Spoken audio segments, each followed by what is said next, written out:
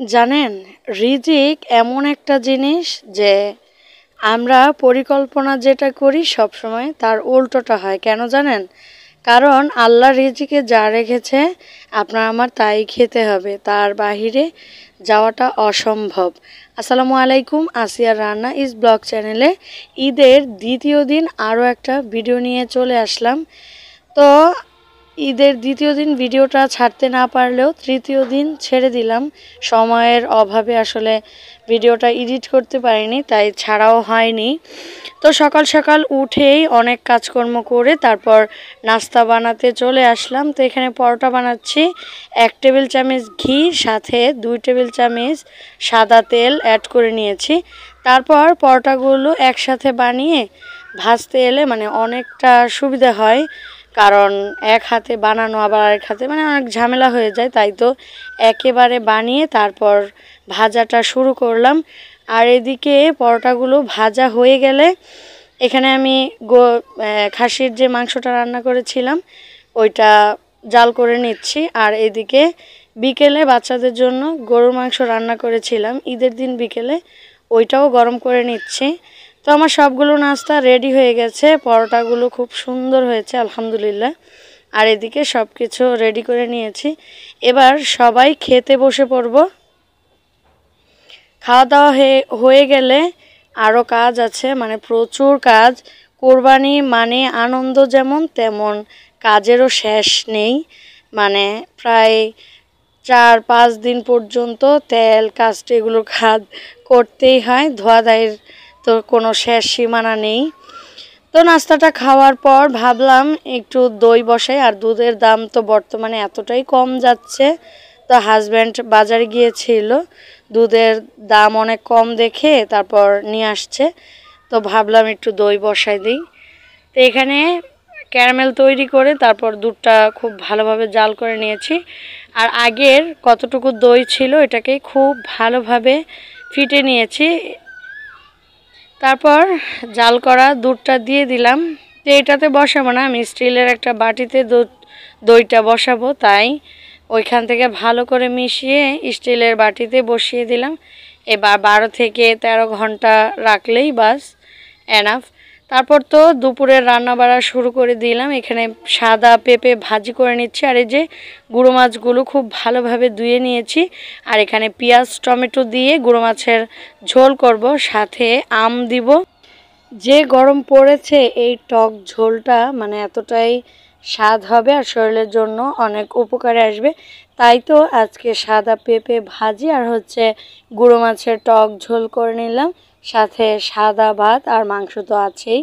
তো সব কিছু রেডি করে নিয়েছি। তো দুপুরে খাওয়া দাওয়ার পর অনেকটা সময় পার হয়ে গেছে। তারপর এখানে আসছিলাম পিৎজা তৈরি করার জন্য। তো সব কিছু প্রথম থেকে শেষ পর্যন্ত সবই ঠিক ছিল, কিন্তু ওই যে প্রথমে বললাম না যে রিজিকে যা আছে আসলে তাই খেতে হবে। তাই তো শেষ মুহূর্তে এসে পরিবর্তন চেঞ্জ করতে হলো।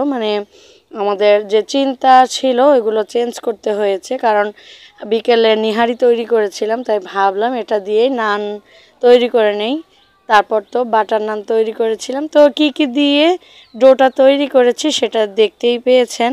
তারপর বিকেলে আমরা মুড়ি মাখা খেয়েছি, মাংসর ঝোল সাথে কিছু মাংস একদম ঝুরি করে, তারপর পেঁয়াজ কুচি দিয়ে চানাচুর দিয়ে মুড়ি মাখা করে সবাই খেয়ে নিলাম। খাওয়ার পর এখন প্রায় 7টা বাজে।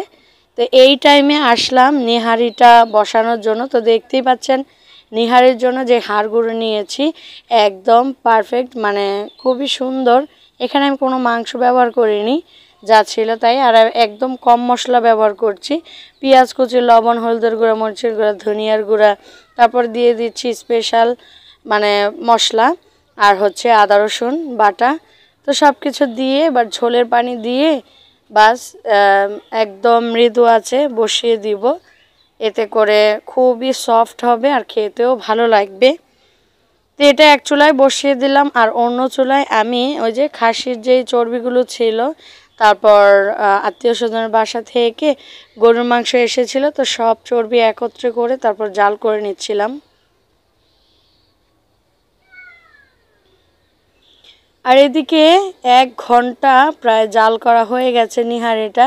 তো এই পর্যায়ে এরকম হয়েছে। এবার আমি প্রেসার কুকারে রান্না করে নিব। 4 থেকে 5টা সিটি দিলেই বাস একদম সফট হয়ে যাবে।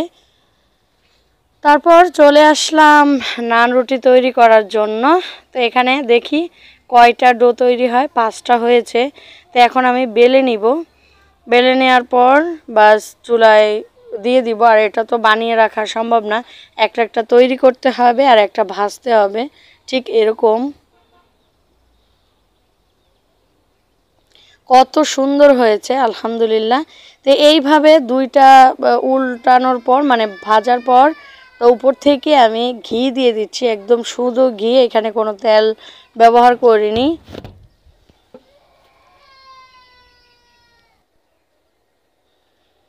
আলহামদুলিল্লাহ নানগুলো খেতে মানে এতটা মজা হয়েছিল। আর যেহেতু গুঁড়ো দুধ ব্যবহার করা হয়েছে তাই আরও বেশি মানে স্বাদ হয়েছে আলহামদুলিল্লাহ। রিজিকের মালিক আল্লাহ, আসলে আমাদের পরিকল্পনা কিছুই না, পরিকল্পনাকারী হচ্ছে একজনই, তিনি হচ্ছেন উপরে আল্লাহ। তো তার পরিকল্পনা অনুযায়ী আমাদের দিনগুলো পার হচ্ছে, আমাদের পরিকল্পনা কিছুই না। তাই তো পিৎজা তৈরি করার জন্য ডো তৈরি করেছিলাম, সেটা দিয়ে নান তৈরি করেছি। আসলে আমাদের রিজিকে এটাই ছিল। তো আমার আজকের ভিডিওটা যদি একটু ভালো লেগে থাকে অবশ্যই চ্যানেলটাকে সাবস্ক্রাইব করে পাশে থাকবেন।